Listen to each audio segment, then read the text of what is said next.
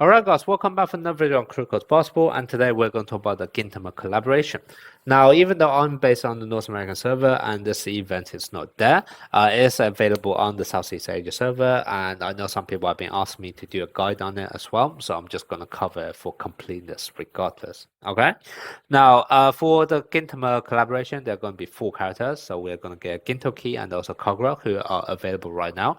You can actually get a free copy of Gintoki if you just log on during the event, so definitely do that. And then Kagura is going to be in a banner only format, and then those banners are actually going to last for the whole 6 weeks, I believe. However, for the last 3 weeks of this collaboration event, you are also going to get Ichikata and also Okita coming out as well. And I believe both of them will be in banner format only, so you won't be able to get a free copy of that. So if you do have to decide which character to go for, then this video will try to explain all of those characters for you, so you can decide who do you really want.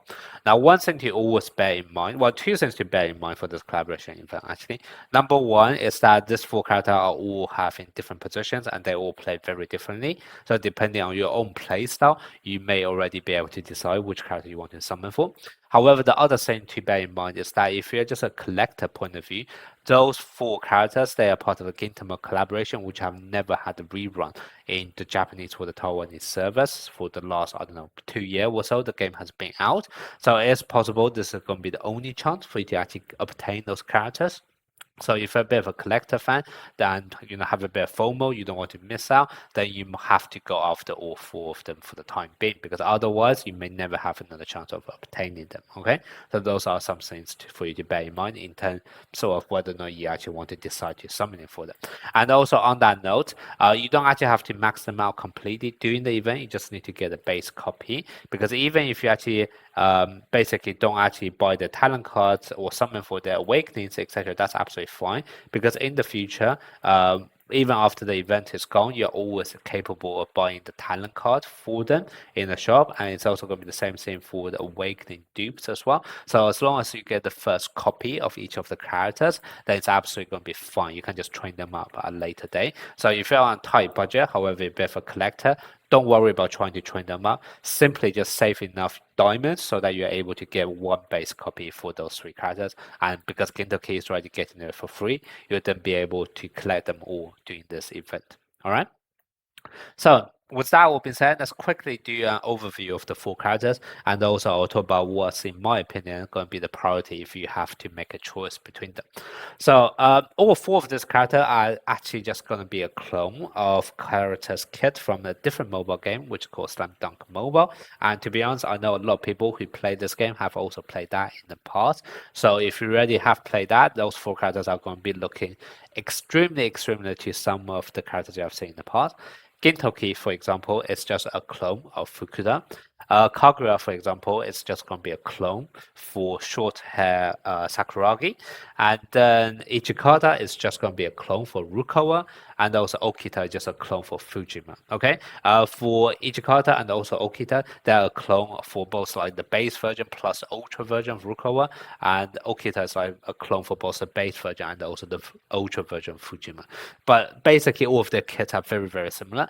And that is actually going to be somewhat annoying when you're trying to play them, because let's say if your opponents have already been playing Slam Dunk Mobile for the last 3-4 years, they are going to be so easy to figure out what exactly you're trying to do, know all of the block timing for your moves, etc. And that is going to me, impact how successful you'll be playing them, especially from an attacking point of view.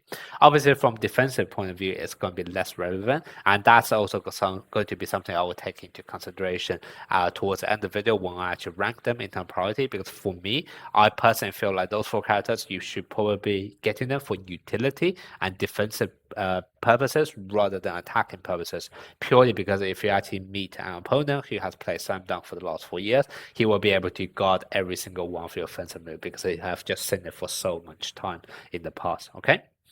Now, if you have never played Slam Dunk Mobile in the past, however, and you have no idea who I was just talking about, I am also going to find some close resemblance from the current version of Kuroko's basketball character, so you have a rough idea of the roles they're going to play. Okay, so starting off with Gintoki. Gintoki is someone who is capable of scoring. However, at the same time, he also have a defensive capability of rebounding from his skill 3 and also his blocking ability as his ultimate. So the closest that you find to him is going to be Kagami, because Kagami is also kind of serving that second rebounder or second blocker point of view to shut down the perimeter. And also at the same time, he does actually have pretty decent offensive capability as well. So he can also be played as a secondary scorer. So that's gonna be how you want to define the roles of Gintama. So if you have lots of fun, very good at playing Kageyama, sorry, not Kageyama, Kagami, then Gintoki is going to be a good choice for you. Kagura, on the other hand, is a center who has very good jumping ability and rebounding and also blocking ability. So unlike a traditional center, I mean, to be honest, she also has pretty decent strength. However, because she's so fast majority of the time, you will actually be running her around trying to assist in defense and then rushing back to go for the rebound rather than just camping underneath the basket under the paint the whole time. Okay, so the closest thing you'll find to her is going to be a combination of Tenpin Kyoshi and also to some extent Hayawaka. She's going to be a lot better than Hayawaka because she can also shoot midpoint to shoot mid-range shots and therefore stretch out the attack. Basically attracting the enemy center to guard you and then therefore freeing up the basket for your teammates to actually attack the basket directly. And also she has obviously much better blocking ability than Hayawaka. And then in comparison to Tenpin Kyoshi, she doesn't quite have as much, she doesn't have any point guard ability, so she's not able to, for example, dunk and pass or layup and pass, etc. So she won't be able to play that PG role. However, she is arguably going to have better block and also better rebound than Tenpin Kyoshi in comparison. Okay, so that's going to be the closest thing if you want to define Kagura. And then Ichikada. Ichikada is a bit of a tricky one. I can't find an exact like comparison out of the current roster of all of the characters, but to be honest, he's just a standard small forward. So in some sense, the way you play him is just to drive around trying to find open opportunities, or basically then try to attract whoever defending you to guard your fadeaway, and then actually then quickly drive inwards to do a dunk with a second and also third block timing, etc. So from that extent, I guess he's kind of similar to all of other small forwards out there, somewhat similar to Kisei, the base version Kisei, with all of your drive fadeaway and then drive attack into the basket. Also somewhat similar to, I guess, SP Akashi without the 3-point offensive threat. So in some sense, he's just a standard small forward, to be honest. And then the last character we have here is going to be Okita. If I have to find someone in the existing pool of characters, which are going to be the closest to him, it's going to be Himuro, because basically the way Okita works is that he has 2-point and also 3-point threat, and also at the last minute, he can actually pass the ball back to your teammate. So from that perspective, he's going to be very, very similar to Himuro. So if you're very good at Himuro, you will also find it to be quite easy to pick up Okita as well. So that's going to be basically the role those 4 characters will be playing, and also depending on what kind of roles you typically like, you may already have a preference towards which one of them. However, if you are kind of indifferent to their position and you have to just rank them in terms of priority, personally, my priority in terms of which character to go is going to be number 1, it's going to be Kaguya. Number 2 is going to be Okita. Number 3 is going to be Gintoki, and number 4 is going to be Ichikata. Now, and the reason why I place them in this order is because Ichikata is pretty much purely for offensive capability. Even though he has a bit of a steal, etc., it's not going to be enough to suppress the opponent properly. So, vast majority of the time, you'll be playing Ichikata just trying to be kind of the main scorer or become the ace in the game. However, like I said, if your opponent have already been playing Slam Dunk in the past 4 years, already have guarded Rukawa multiple times, which is basically his clone, you are actually going to find it difficult to score properly, purely because the enemy are just so used to attack patterns, etc. So that's kind of why I place him at the bottom. And then next up, we have Fukuda. Even though Fukuda has pretty good scoring, once again, if the opponent have seen that multiple times in a different game for the last 4 years, you won't have much success there. However, I rank him still higher than Ichikata purely because at least he has that defensive capability of both the rebounding and also, both this rebound ability from his skillful and also this block from his ultimate. So at least he also have that defensive utility if you need to pick him as a secondary rebounder for your team. So that's kind of why I rank him third. And then on the second slot, I'm going to have Okita. Now, even though a lot of people can also follow his movement because I have seen this kind of attack pattern before from other games, but the thing is because he is kind of more like a point guard similar to Himuro, you can always just attract the enemy to guard you because the enemy still need to guard you. You still have that 3-point threat. So even though they can predict and follow you, they still have to mark you very closely. And then ID style can potentially draw the enemy's attention to you, and then you simply pass the ball at the last minute to your teammates. So that's kind of why I feel like at least his offensive capability is not shut down as much as in comparison to Gintoki and also Ichikata. And then the other thing which also make Okita really, really nice, although you need Awakening 6 for him, so that may be something more in the future long term. But once he is actually Awakening 6, he's going to have a permanent buff to his speed. So he's always going to be running non-stop, okay? And furthermore, because he is always going to be in the sprinting state, his sprint button is now actually going to change into a dash button. And that makes him very, very good defensively because first of all, he's always going to be running at an accelerated rate in comparison to the other characters. And furthermore, he can also use this dash button to quickly close down the gap. So that's kind of why I also feel like he's actually very, very good once you get him to Awakening 6. However, the one who is going to top the list for me is going to be Kaguya.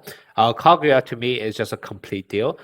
Personally, out of all of the fast rebounders, she is by far the one having the strongest rebounding skill, even better than Hayawaka. And then obviously she also have the complete package of blocking to go alongside with it.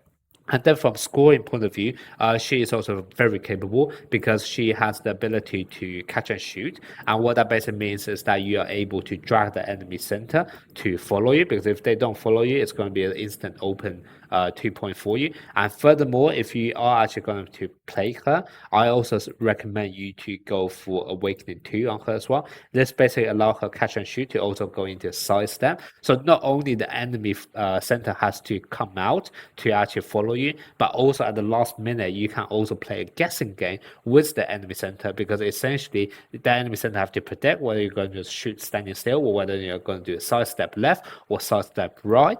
And on the same time, what she also have is actually have a dunk ability outside of his shooting as well. So basically what she can do is catch and shoot, fake that shot, and then go for dunk. So essentially she has 4 different variations when it comes to catch and shoot. So it's actually going to be very, very easy for you to pick up the scoring aspect as well. And in some sense, not only you're able to stretch out the offensive end, you're able to also score potentially consistently by playing a guessing game. Like this is a guessing game of 4 different block timing, so this is actually quite strong as well. And then defensively, like I said, she probably have the best rebound ability. She had a very solid block as well, and because she's so fast, she also have a sprinting skill. She is very good at assisting defense as well. So to me, she's a complete package. I will probably arguably put her on the top tier for the centers, and as a result, like it's just a no-brainer out of the 4 characters. If you can only pick one of them, it absolutely have to be Kaguya. And then if you have more resources, personally, I'm actually going to recommend try to get as many different characters as possible rather than focusing too much resources on a single one, purely because this is a limited time event. You never know when they're going to come back, if they will ever come back. So try to clear the base copy of each of the characters first, and then just simply work on their skill, talents, and also dupes, awakenings, etc. in a future date. All right, so that's going to be my thoughts on the Gintama collaboration event, and also what are my recommendations for it. Let me know what you guys think in the comment section.